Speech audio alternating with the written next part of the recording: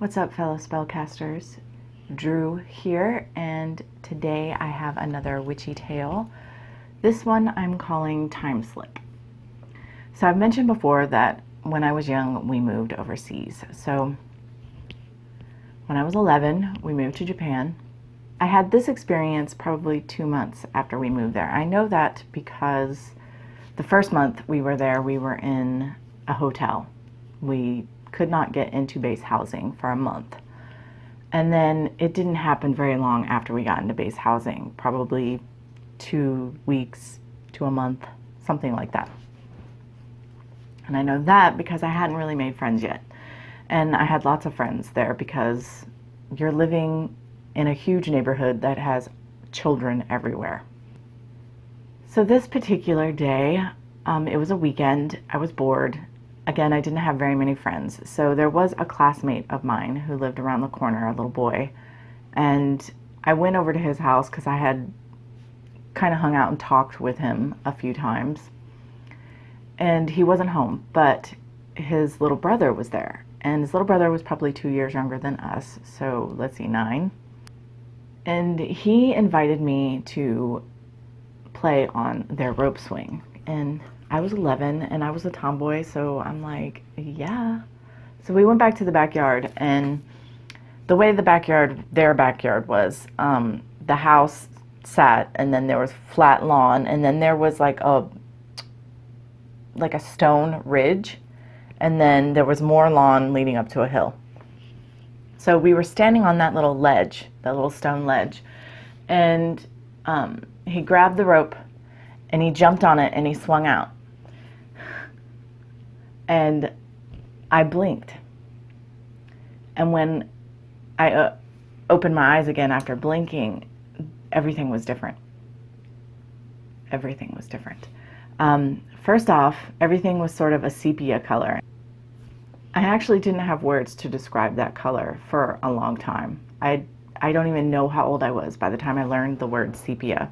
And the first time I ever tried to explain the situation to someone, and I don't even remember who that was, but I was much older, and I used the word brown or off-white was the way I would describe it, because I didn't know what to call it, but it was sepia. Everything was sepia colored.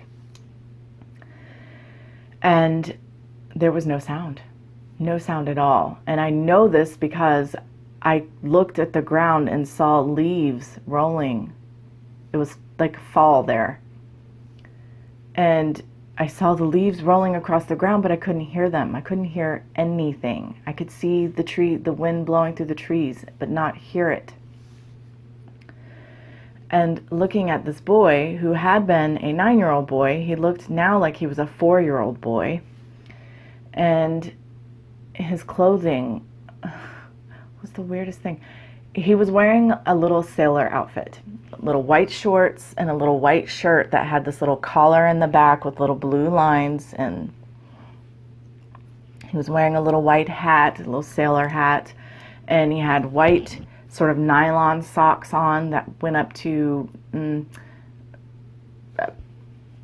well up onto his shin, and he had these little white shoes that at the time the only thing I had to compare them to were walkers, like baby shoes that help babies learn to walk. They're hard and they're white usually. And that's what it looked like. They were like little white boots. And to me, as I watched all this unfold, it seemed like it took several minutes. I examined every inch of the landscape around me except for myself. I wish I had looked down at myself. I did not look at myself.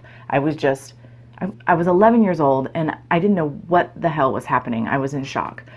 But suddenly, I blink again, and it's over. So while it felt like several minutes, I know, and I even knew then when I thought about it later, that it only took a blink, a matter of seconds, for this whole interaction, this whole thing to happen.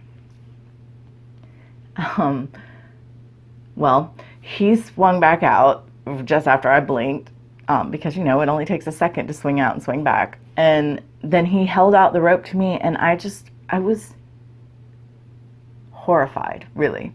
And I just held my hands up and I said, I have to go home. And I ran away. And I didn't tell anyone for years. I didn't tell a soul. I thought that I was losing my mind and that if I told somebody that they would know I was losing my mind. And yeah, I don't remember how old I was when I finally told someone. I think I was probably still a teenager, still living in Japan, but